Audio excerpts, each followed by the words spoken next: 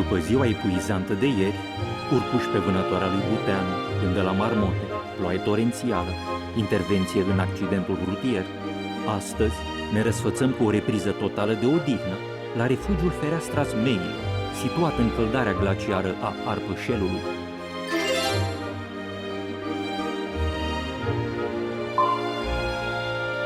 Am urcat drumul forestier pe Valea Izvorul Caprei, apoi poteca marcată cu triunghi galben, cel mai comod traseu de acces în creasta Făgărașilor. Azi, orice activitate începe cu un lung repaus.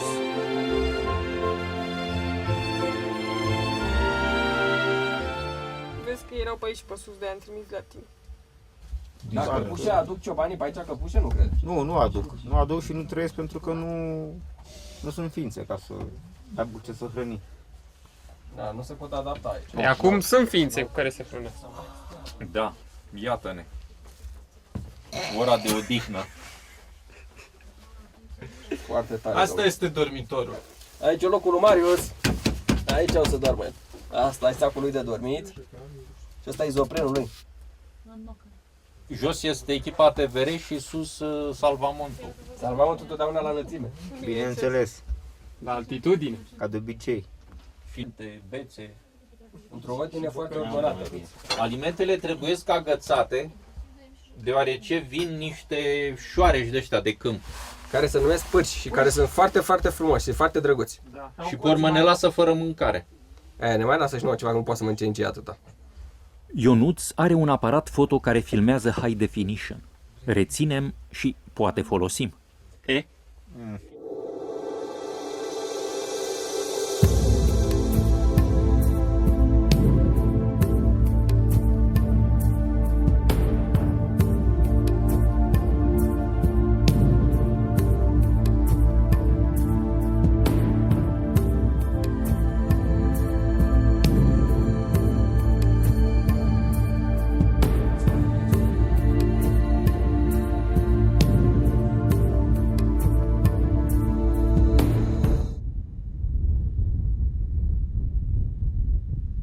Astăzi nu facem un pas dincolo de refugiu. Zi de refacere totală.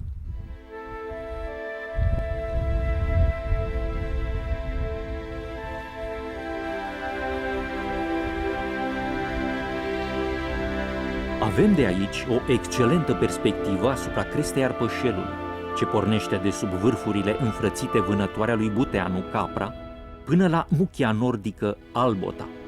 Din creasta principală a Făgărașului este cel mai dificil sector. Această creastă nu poate fi parcursă de către turiști. Este o muchie zdrențuită cu o lungime de 2 km și jumătate. Undeva spre mijlocul crestei apar ceea ce alpiniștii denumesc urechile de iepure, care sunt două vârfuri, să le spun, secundare, care nu pot fi trecute decât prin escaladă cu rapel intermediar. Atât spre sud cât și spre nord, versanții au 400 și ceva de metri și dacă nu ești asigurat, ceva mică greșeală înseamnă moarte sigură. Pe vreme de iarnă, este un traseu alpin celebru în România.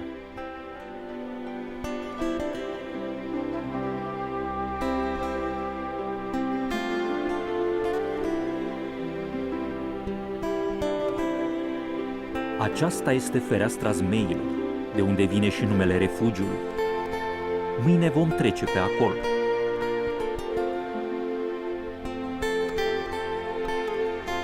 Dincolo de ea se ridică 3 bastioane zimțate, aspre, colțuroase, menite parcă să protejeze agresivul munte Arpașul Mic.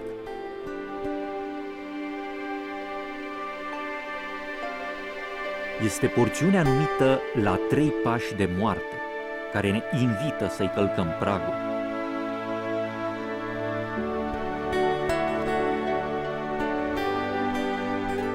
Și din păcate, numele nu reprezintă doar o chestiune de marketing.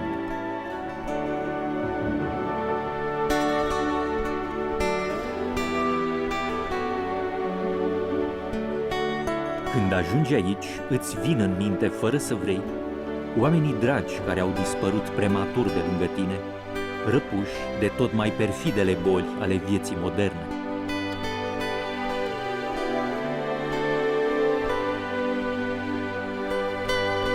Mediul în care trăim a ajuns atât de viciat, de parcă cineva ar avea interesul să dispărem înainte de vreme.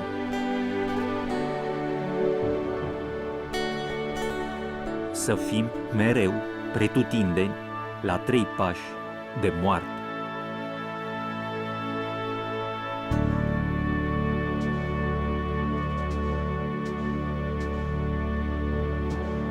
La 2461 de metri, pe vârful Arpașul Mic, zărim monumentul situat la cea mai mare altitudine din România. O cruce de 7 metri înălțime, ridicată de salvamontiștii formației Curtea de Argeș, în amintirea colegului lor, Dan Pleșiță.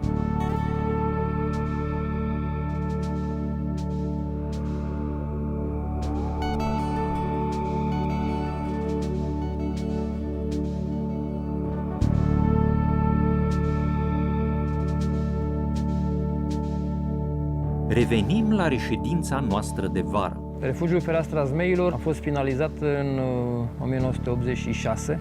Eram proaspăt aspirant în cadrul formației Salvamont Pitești.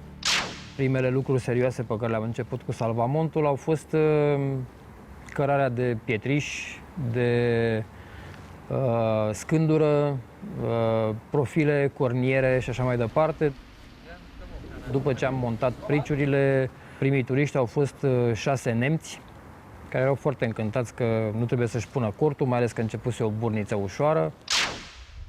Când vedem acest film, la Fereastra Zmeilor este deja montat un refugiu modern, mai încăpător, mai confortabil.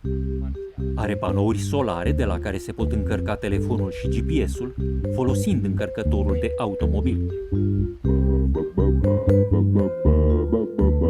Privim în zare spre traseul de creastă care ocolește broderia stâncoasă a Arpășelului pe versantul sudic. E miezul zilei, dar nimeni pe drum, deocamdată. Așteptăm să apară totuși cineva dinspre Bâle, vreun subiect, ceva.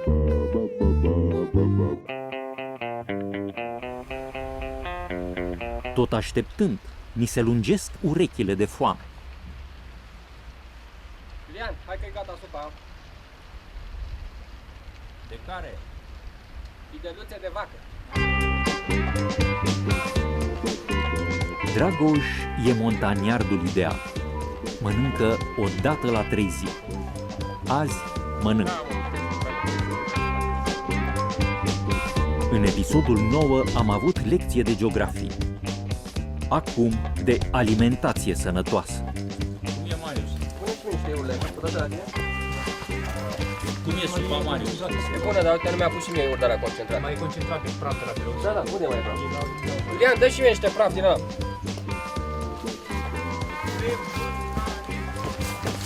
Eu nu uitați ce a, așa, nu. În ăla, colegi. În ăsta mic, nu? Ce faceți, frate? Fără iurt de-astea n-are gust, știi? Ce praf. E, așa, da. Salata de roșu, toate Ai și culoare. Și roșu colorat. Super. Mai vrei? Păi să știi că e fără conservanți. Da, are numai euri din astea bune. Nu sunt euri de alea rele. Sunt euri bio. Da, euri bio. Soldatul, Beatrice și Ionuț păstrează tradiția strămoșească. Iulian, inamicul chimicalelor, le citește colegilor ce conține soluția pe care o mănâncă ei. Care vreți, verde sau roșu? Ia zi de aia roșie. Mai vedem Roșu? și tu e... Poate îi convinge să renunțe. Roșii deshidratate. Astea-s bune. Amidon de porumb, agenți de afânare, carbonat de sodiu, carbonat de potasiu. Bun. Curcumă, nu știu ce e curcumă. Are cineva un dex să căutăm ce înseamnă curcumă?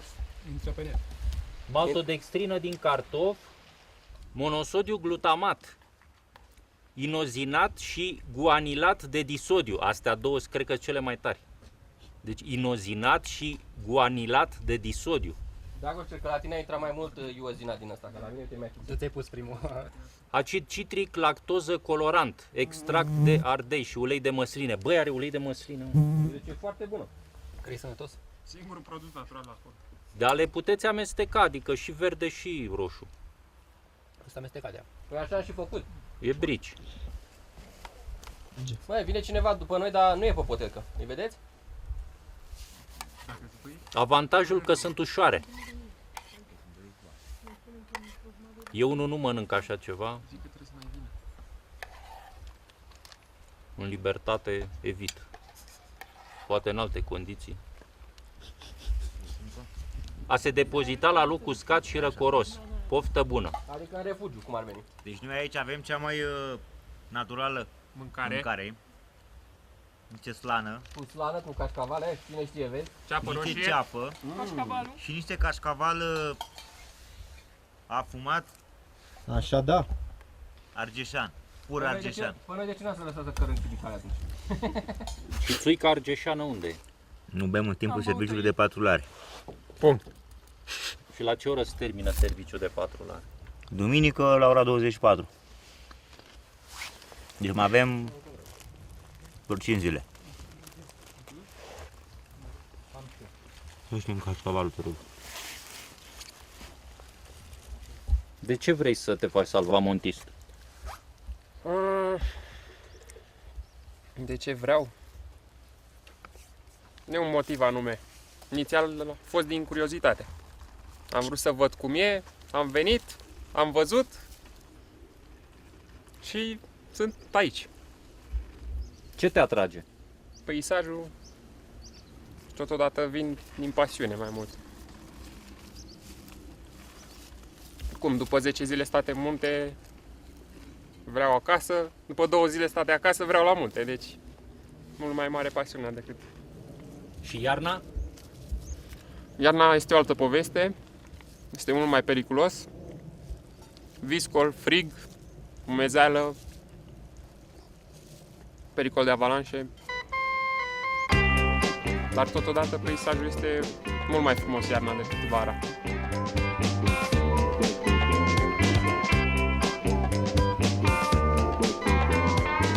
Azi acumulăm energie pentru munca de mâine.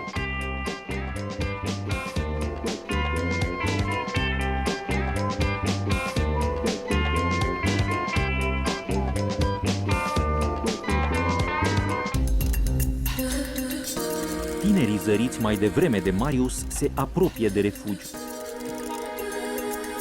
Prima fată a ajuns deja.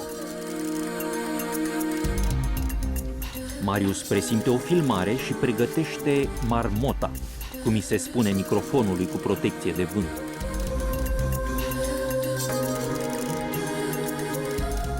Iată-i și pe ceilalți doi.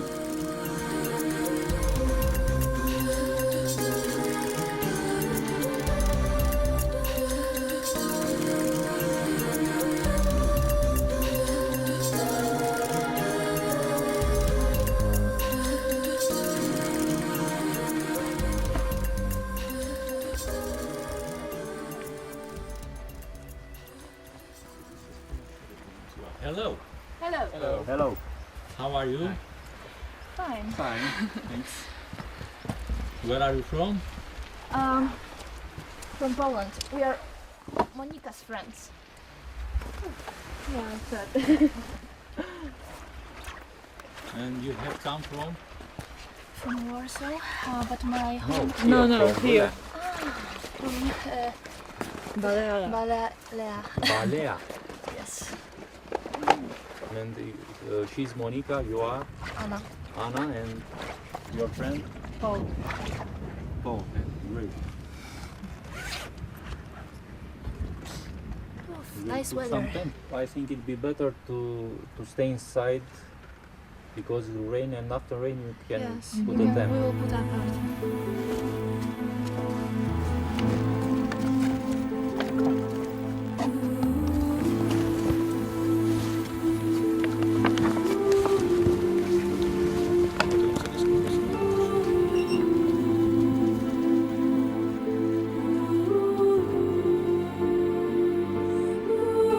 extremul în pauză de filmare pe timpul unei reprize de ploaie. Compoziție cu profil polonez. Ăsta e mai bun de atât.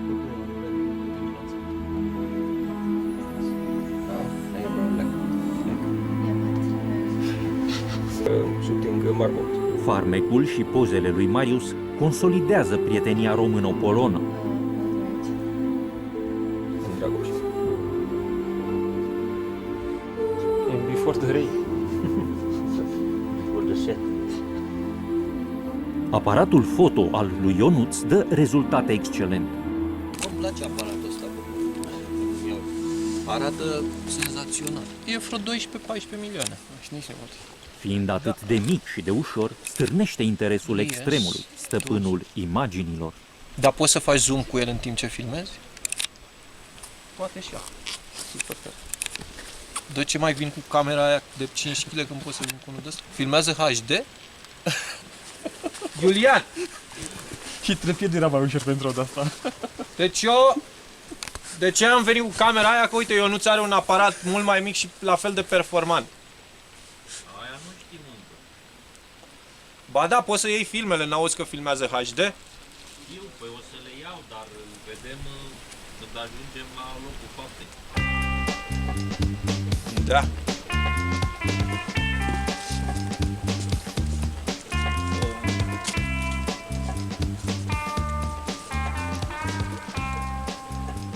Nu le umblăm la bagaje?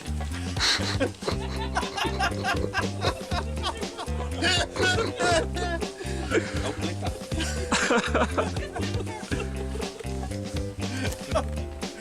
Eu nu mai tremura că îți vibrează camera. Dacă dă un fulger în refugiu, ce se întâmplă?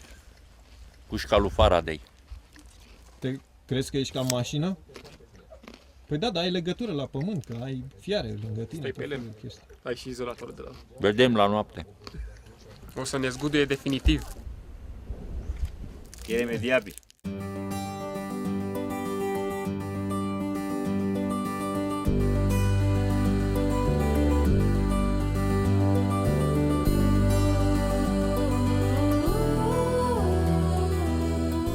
Cei trei polonezi sunt pentru a treia oară în țara noastră. Au început în urmă cu 2 ani cu o expediție în munții Apuseni. Apusenii pur și simplu i-au fermecat, așa încât au continuat anul trecut cu munții Retezat. Iar după Apuseni și Retezat, ce putea urma anul acesta decât munții Făgăraș? Cei mai semeți și mai dificili din România.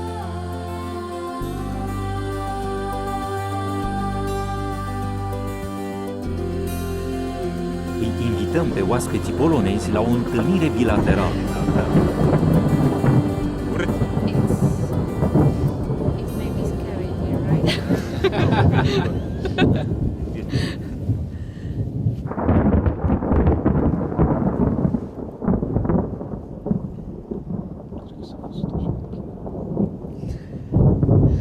S-a supărat domnul. Uneori noi chiar suntem ultima frontieră. Would you like to make a horror movie? Nu.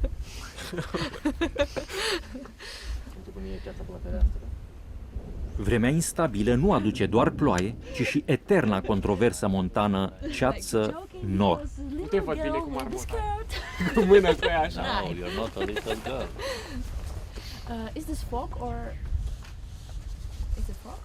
I think it's a cloud because the fog, it's wetter than clouds. Cei trei sunt studenți la științe politice. Does it always look like that at such a height? Sometimes. Așa că înșghebăm ad hoc un talk show politic. How is life in Poland after After European the Union? access, I think it's much better because It's we much have, better? yes, because we have huge nations, and you know, maybe you don't speak with appropriate people because we are studying political science, and we major in European management. That's why we're keen of European Union. I think our country develops much quick. Some of them, I think it's easier to start a small business. I'm telling about the majority of the people. The majority, the problem is. This is the problem. This is the problem. This is the real problem. It's hard to speak about the majority of people because I don't know the situation in all the country. You know. I think that the majority of the people is rather happy that the Poland was integrated with the European Union because they see, for example, new roads, new schools. They see that their children can go for studying abroad, which was impossible earlier before being a member of European Union. For example, they can go to the United Kingdom or to the Ireland, and they can work in these countries, and they can have a good salary and send this money to Poland, for example. There's huge amount of people working abroad from Poland. Huge amount of people everywhere. I met them in Holland, in Ireland, in Great Britain. Italy or France. Spain? No, rather Spain is not a good destination because there's a huge unemployment and they can't deal with their own problems. It's a great chance, I think, to develop our country, the economy. It's the better future for us. But the politicians steal a lot of money from European Union, don't they? In Poland.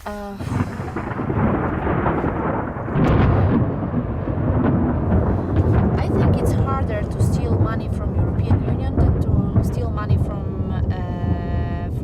country's budget because there are much more regulations. We're very confident and we think Romania have a bright future. We think so as well. We think that your people in your country have lots of hope. But I'm really optimistic about your country. How do you think we are? You all look really happy. We are Because here. you are living here, you are having fun all together, taking photos, making a film, and everything is great, and it looks like that. I don't know anything more. I know you like a few hours. I think it's fog. It is fog. Then it's not a cloud. It's good. It will not rain here, right?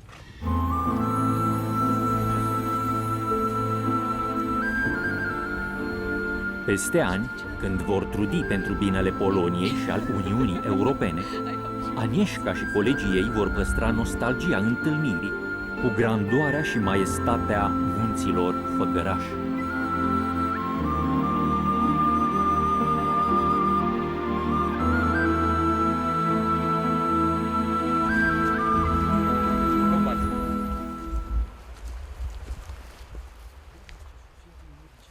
Încercăm, împreună cu partea polonă, un final inspirat dintr-un serial american. Anybody 9 o'clock. Are you sleeping? Hello. Hello. Are you sleeping? Okay, so good night Romania wherever you are. Get up, wake up. Wake up, please. Good night. No, everybody. 1, 2, 3. Good night, Romania, wherever you are. Good night. Good night. Good night, Poland.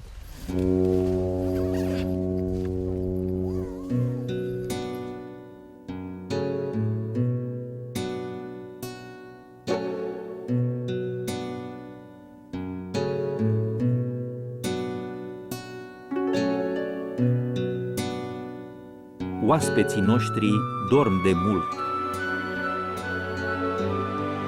Trecem și noi la somn.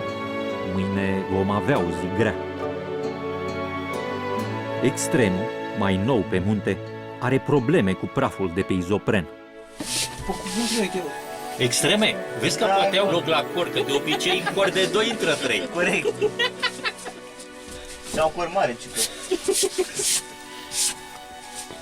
Bă, faceți voi mișto, dar stindeți voi aici.